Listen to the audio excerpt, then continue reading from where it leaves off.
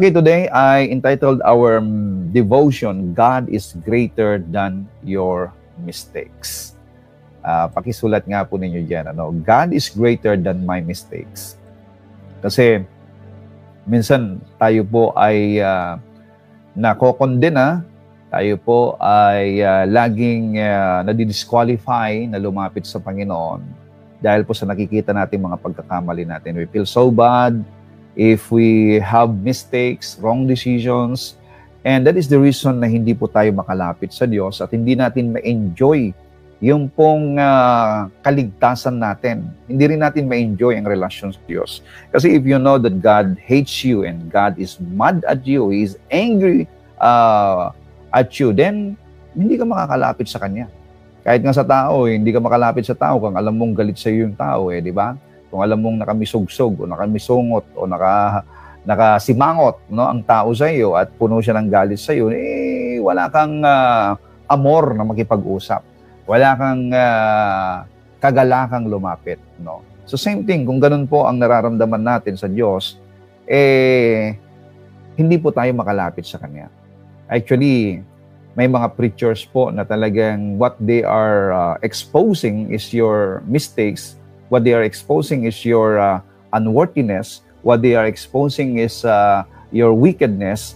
At kanila pong dinidisqualify ang tao for the presence of God. And they are presenting to people that God is an angry God. Parang angry bird. O kaya God is, a mad God against them. So, kinakailangan silang magsisi sa kanilang mga kasalanan. Kapag sila po yung nagsisi na sa kanilang kasalanan, doon po sila tatanggapin ng Panginoon. Mga kapatid, to us Christians, you are now in Christ. And now that you are in Christ, you are a child of God. You must know who you are. Napakaganda po na ating pong maintindihan ang sinasabi ng Biblia kung sino tayo bilang mga nakipag-isa kay Kristo.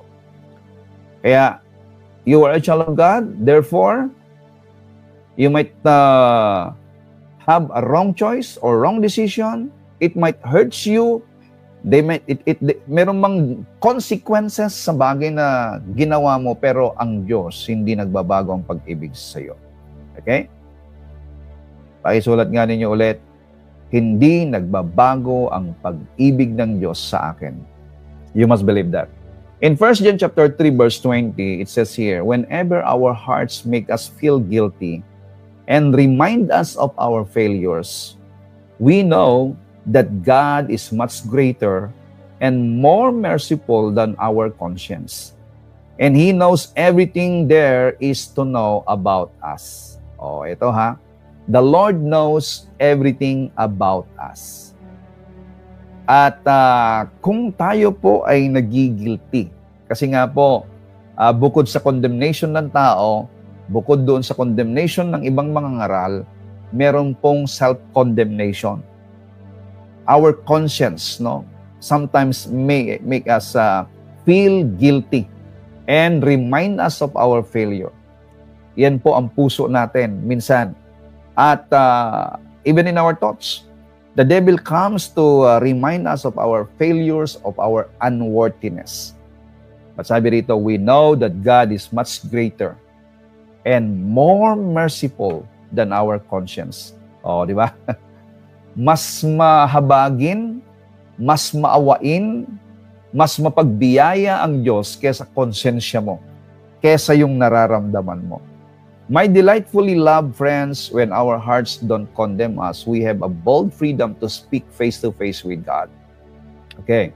So, ang ibig pong sabihin dito, kung meron kang puso na naniniwala sa tinapos na gawa ng ating Panginoong Jesucristo, pinapaniwalaan mo na ikaw ay nilinis ng dugo ng Panginoong Jesucristo minsan at magpakailanman.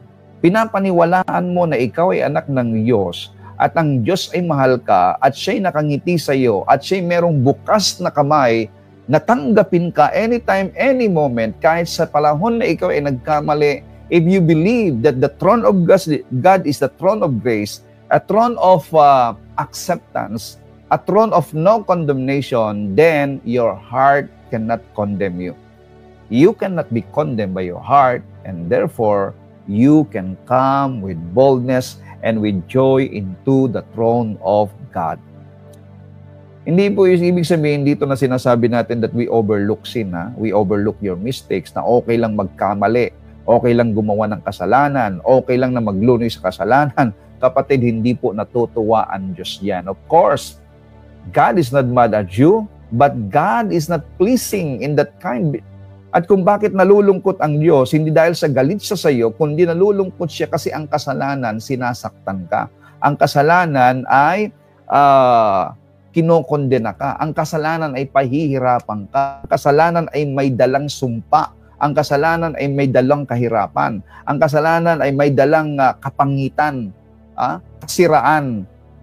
So, doon nalulungkot ang Diyos na kapag tayo po ay magdunoy o gumawa ng kasalanan sa kabila ng tayo po ay nahugasan ng ating pong mga kasalanan at ng dugo ng Panginoong Jesucristo, it doesn't mean that the Lord will reject us. It doesn't mean that the Lord will throw us into the lake of fire. No! Your sin has been already dealt at the cross doon sa tinapos na gawa ng ating Panginoong Jesucristo. Pero ang ikinakalungkot ng Diyos, yung nagawa nating maling desisyon at maling ginagawa, may dala pong kaparusahan yon na hindi galing sa Diyos, kundi galing mismo kasalanan. So, iyan po, kasi ang kasalanan hindi galing sa Diyos. Ang kasalanan galing sa demonyo yan. At yung galing sa demonyo, may dalang kahirapan, may dalang kaparusahan. At dyan ang gusto ng kaaway, makita na tayo po ay naghihirap, makita po na ang tao po ay sira ang relasyon, sira ang buhay, no? Wasak, bankrupt, may sakit, nagkagalit-galit na mga magkakapatid, magkagalit-galit na mga magkakasama sa church, magkagalit-galit na magkakasama sa isang komunidad, magkagalit-galit na magkakamag-anak. Yan ang gusto ng kaaway, magpatayan, no? So, ibig sabihin, yun po ang consequences nun. Pero ikaw bilang nakipag-isa kay Kristo, kung natamaan ka man ng ganon na sitwasyon, sama ng loob, the Lord loves you. Anak ka ng Diyos. Kaya lang, may consequences. Kaya sabi rito, if our hearts doesn't condemn us, we have a bold freedom to speak face-to-face with God. So, ngayon, maalis ang condemnation by seeing who you are in Christ so that you can come to God with boldness. Hallelujah. And whatever we ask of Him, we receive because we keep His commands, and by our beautiful intentions, we continue to do what brings pleasure to Him. Okay. So, ang commandment talaga ng Panginoon sa atin in this new covenant is to believe in the name of Jesus Christ. Trust in the name of Jesus Christ. Sabi po sa 1 John 3:23. Dito po natin makikita yung commandment ni Lord in this new covenant. Believe in Jesus Christ and love one another as Christ loved us. Hindi natin magagawang mahalin ang ating kapwa malibang natanggap muna natin ang pag-ibig ng ating Panginoon. So, many times, we disqualify ourselves. At lagi nating sinasabi na yung aking maling nagawa, sa dami ng mali kong nagawa sa buhay ko, hindi na ako karapat-dapat na tumanggap ng anumang kabutihan mula sa Diyos. Hindi na ako makarapat-dapat na tumanggap ng promosyon. Hindi na ako karapat-dapat na tumanggap ng pabor mula sa Panginoon. So yun po yung thinking natin. And I want to say to you today, that is a lie from the pit of hell. That is a great lie from the pit of hell. That is not true.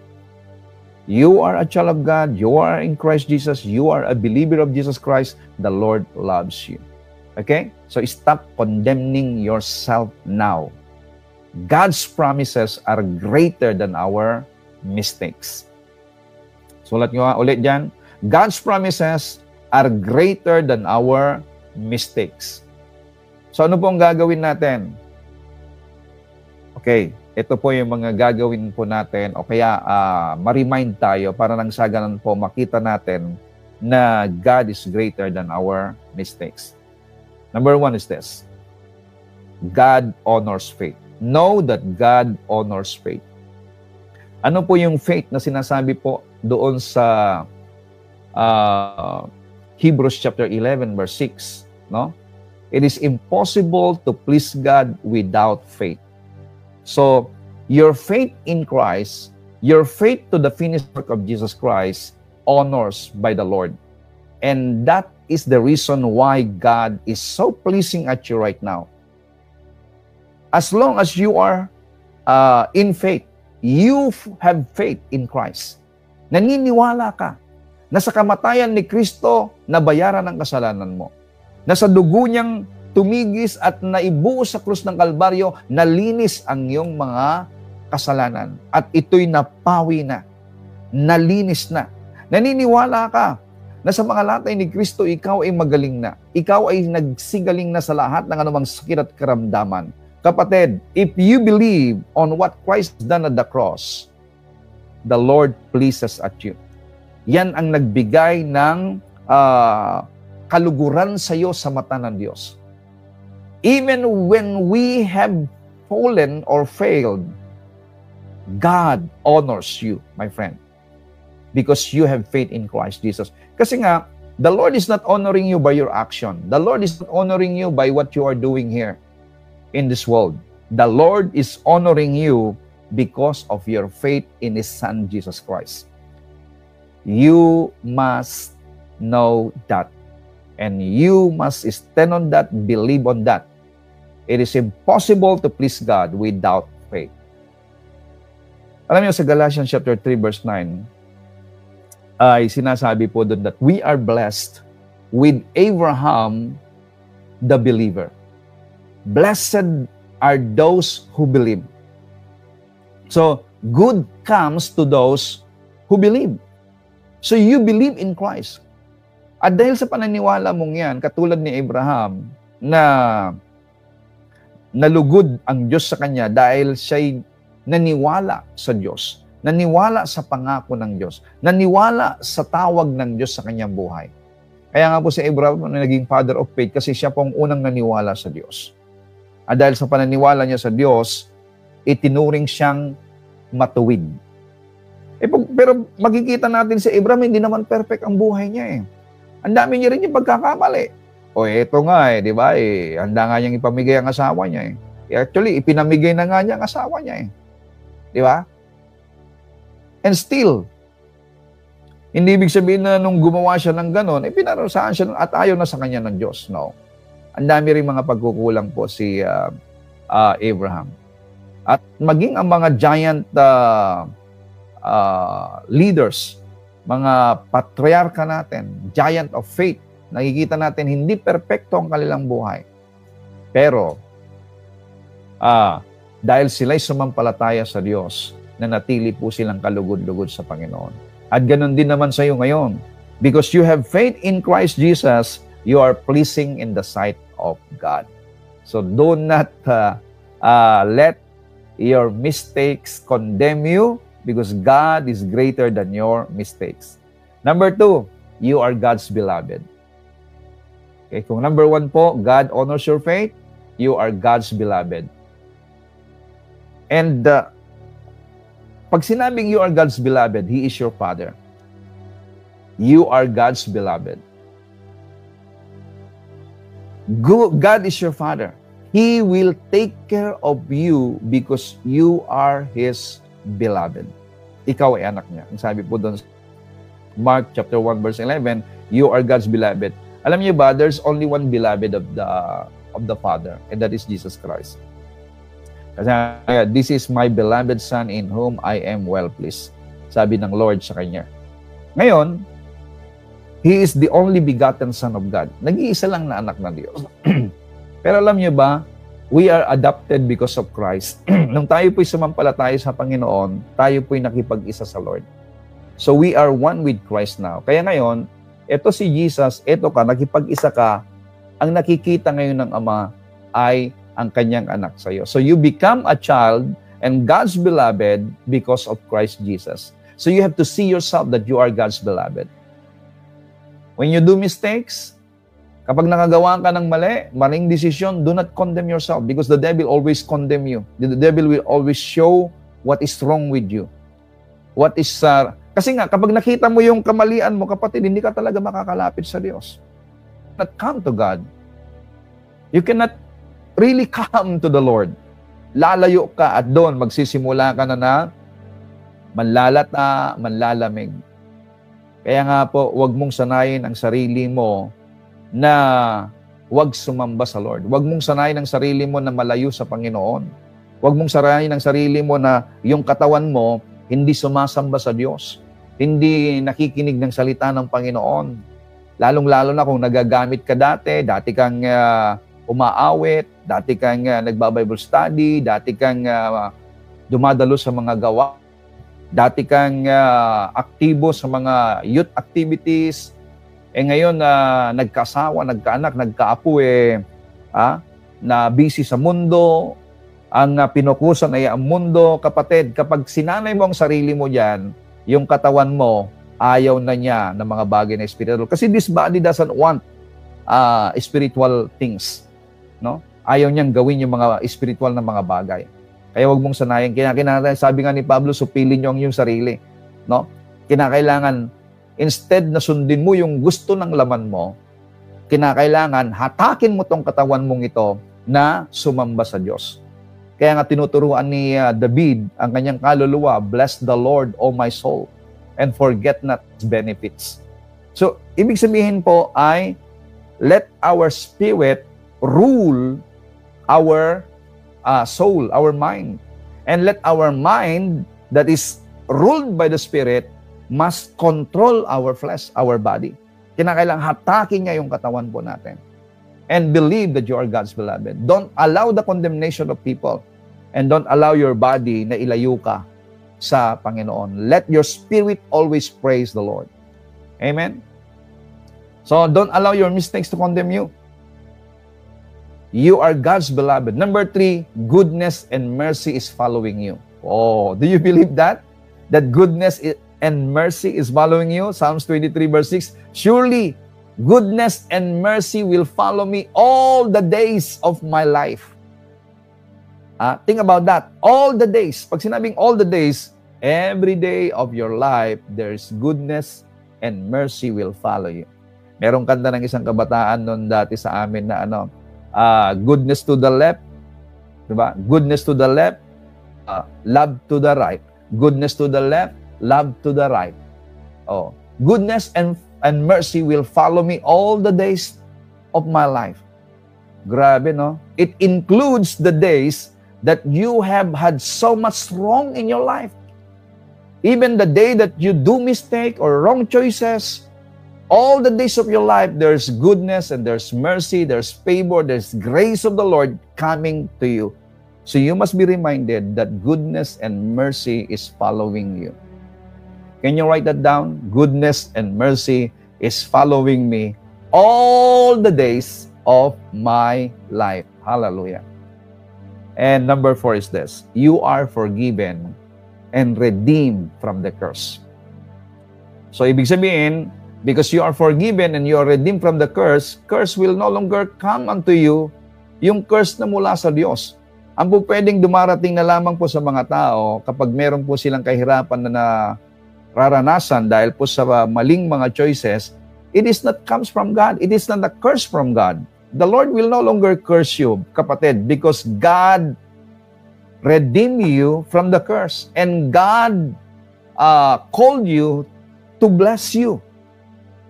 Wala pong matinong magulang na ipinanganak niyang anyang anak kahit gaano kasama ito, nasusumpain niya. Wala pong magulang na susumpa sa kanyang mga anak. Ang anak pwede niyang sumpain ng magulang, pero ang mga magulang hindi po niya pwedeng sumpain ng kanyang mga anak. Hindi niya pwedeng pabayaan ng mga anak. Kikita ko nga yung mga pusa namin dito kahit na meron ng pangalawang anak yung pusa namin yung una niyang anak kahit magkasinlaki na sila, kinikare pa rin niya, dumedede pa rin yung mas malaki, pinapabayaan niya, samantalang meron lang mas maliit na anak nung yung pusa namin. Ibig sabihin po, hindi nawawala ang pag-ibig ng isang ina sa kanyang anak. Tapos yung isa lumayas, ngayon bumalik. Nung bumalik, ano pa rin minamahal niya pa rin. Yung mga hayop nga marunong magmahal di ba? Di lalo na po ang Diyos natin. Glory to God. Kasi nga po, lahat po ng kabutihan at pag-ibig nanggaling yan sa Diyos. Kung meron po tayong nakikita na manifestasyon ng kabutihan maging sa mga hayop, ay disenyo yan ng Diyos. Okay? Instinct yan na dumating po sa kanila. Oh, glory to God. So, friend, you are forgiven and redeemed from the curse. Therefore, if you know that you are forgiven and redeemed from the curse, darating ngayon sa isipan mo na kapag meron pong kahirapang dumarating sa iyo, hindi ito sumpa ng Diyos. Kasi nga po, nakasanayan natin na lalong-lalo na ako, nung ako po'y wala pa po sa mensahe po ng biyaya, na bawat mali na nagagawa po ng tao at mayroon pong mga hindi tamang nangyari sa kanila, ayun, pinaparusahan ka ng Diyos. Sumpa sa iyo yan. Matauhang ka yan. Katulad po yan, yung nangyari po ngayon sa Amerika, marami pong nagkokondena na dahil po sa kasamaan ng tao. Of course not. It's not comes from God. Kung pwede nanggaling yan sa ibang kaparaanan nangyaring ganito, at nangyari yon sa lahat ng bagay na nangyayari, meron pong lesson yan upang lang sa ganun ang tao, lalong makilala nila ang Diyos. Ito po, ang nakita ko po doon sa LA. What matters most at the end is life. Tingnan ninyo, iniwanan nila ang kanilang ari-arian, iniwanan nila ang kanilang mga mahalagang gamit, at wala silang magawa ng masunog. Bakit sila pinapalikas ng mga mamamayan, ng mga nasa gobyerno? Sapagkat iligtas nyo ang buhay nyo. So, ibig sabihin, what matters most at the end is life. Ang pinakamahalaga ay buhay. At yan ang pinahalagahan ng Diyos. Ang bigyan ka ng buhay na walang hanggan sapagkat yan ang pinakamahalaga. Kasi walang kwenta ang lahat. Yung nga lang magkasakit ka ng malala Kahit na gaano kaganda yung bahay mo, yung higaan mo, yung sasakyan mo, kahit gaano karaming mga pagkain sa rep mo, no? Kung ikaw merong sakit na nararamdaman, walang kwenta ang buhay. Kahit sabihin mo na ikaw may posisyon, sabihin mo na magaganda mga damit mo, puno yung aparador mo, o di kaya mansion mo, o anuman, kung ikaw may sakit, kapatid, walang kwenta ang lahat ng yan. Ang pinakamahalaga pa rin ay buhay. Kaya ipagpasalamat natin sa Diyos na ikaw ay nakakahinga ng maluwag, walang nararamdaman, you are healthy, you are peaceful, puno ka ng kagalakan, sa maliit na bagay pa lang, masaya ka na. Yung iba, meron lang 2,000 na hawak, masayang-masaya na. Samantalang yung iba, 2,000,000 pa ang pera, malungkot na. Yung iba nga, 100,000,000 ang pera, yung iba, malungkot na. Meron nga akong nabalitaan, $300 million na lang ang natira sa account niya dahil sa negosyo niya, nagpakamatay. Ibig sabihin, hindi na siya masaya. Samantalang, ako meron lang nagbigay sa akin ng 2,000. Abay, sobrang saya ko na di ba? May nagbigay ng 5,000. Wow! Praise God! Glory! Hallelujah! Amen? Nalala pong nagbigay sa amin para po doon sa church namin doon sa Cagayan. Kasi nga, nabagyo. Nasira po ng bagyo yung church doon. Walang bubong, nagagawain sila ng kapayong. Doon lamang po sa may tinatayuan ng pastor ang merong bubong. Nung umuwi ako, grabe nalungkot ako. At Lord, sabi ko, hindi pwedeng ganito. Na kami nasa biyaya. Alam nyo, meron pong isang kapatid na nagbigay po ng around 64,000 para sa pangangailangan. Lahat ng kailangan nyo, pastor, sabing ganon. Alam nyo, nung natanggap ko po yun, abay, tuwan-tuwa po ako, tumatalon ako ng tuwa. Hallelujah, praise God! Tinawagan ko si Mrs. nandun sa taas. Sabi ko, pupunta ako. Sabi ko, hallelujah, napakabuti ang Panginoon. Ibig sabihin, maliit lang sa mga mayayaman yun. Pero ako, grabe, napakalaking bagay na yun. So, ibig ko po sabihin, mga kapatid, ang tunay na kagalakan ay yung pong buhay na buhay tayo, masaya tayo. Ang tunay na buhay ay yung masaya ka sa Panginoon. Na kahit na maliit na bagay lang, masaya ka na. Doon lang sa, yung iba nga, Jollibee lang, masaya na. 2-piece chicken, masaya na. Yung iba, wala Wala nang kwenta sa kanila. Katulad po ni Solomon. 1,000 ng asawa, hindi pa masaya Ang dami na niyang ginto, hindi pa siya masaya Alam niyo kung bakit hindi siya masaya? Sabi niya, walang kabuluhan lahat ng bagay. Pag nasabi mong walang kabuluhan ng lahat ng bagay, hindi ka masaya. Pero pagka nakikita mo ang presence ni Lord, glory to God, you are so happy because there's peace, there's joy, there's gladness in the presence of the Lord. So friend, you are forgiven and redeemed from the curse. So no more curse coming to you. Sabihin nga ninyo ulit, I am forgiven and redeemed from the curse. And then the last one is this, you are blessed because God loves you. Oh, glory, hallelujah. I am blessed because God loves me. You must know that you are blessed because God loves you. It is not your effort, it is not your strength, it is not your goodness that you are blessed. You are blessed because God loves you. And God loves you because you have faith in Christ Jesus. God loves you because you are in Christ Jesus. Actually nga, ang sabi nga ng Bible in Romans chapter 5 verse 8, God loves you even the time that you are a sinner.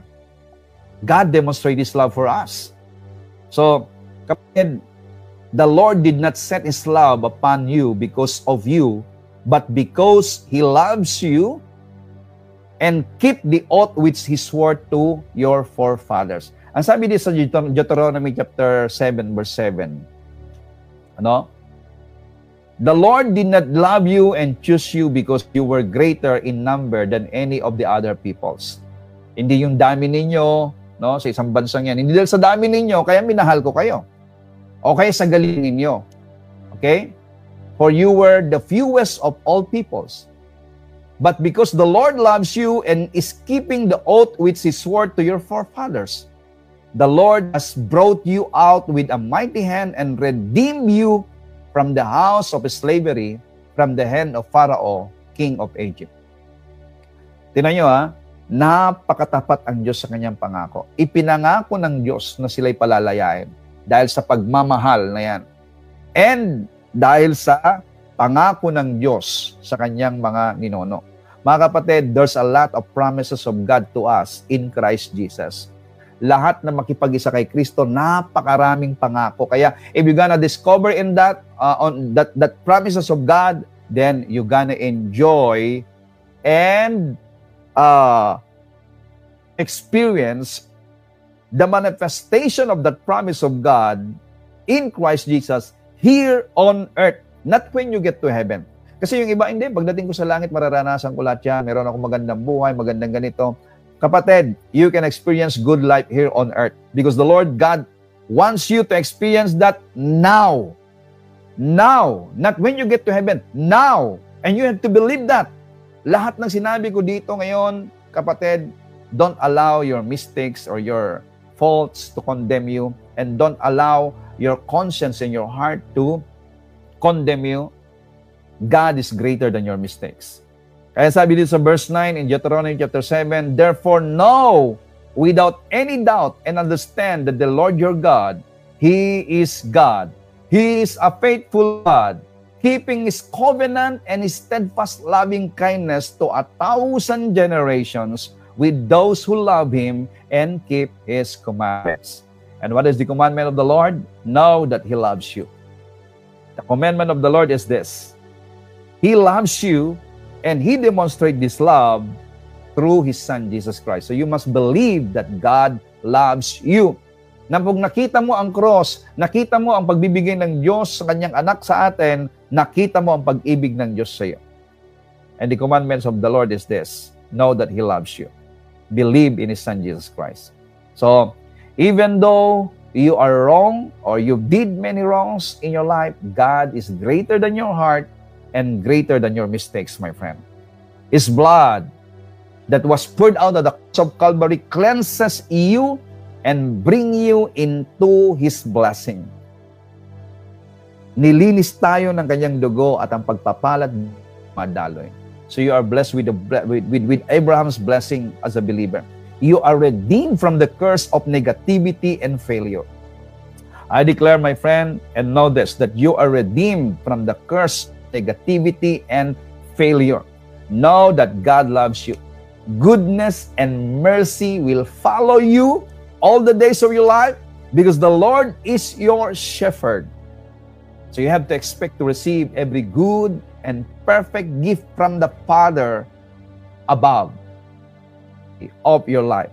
So I declare this in the name of Jesus Christ. Receive it. Receive the fullness of life, the wholeness of life. Receive the love of God. Enjoy life in Christ to the fullest. Enjoy your life being loved by the Father. Don't allow your mistakes to condemn you, because God is greater than your mistakes, my friend. I declare this to you. Receive it, the joy and the fullness of life in Christ Jesus. Amen and amen.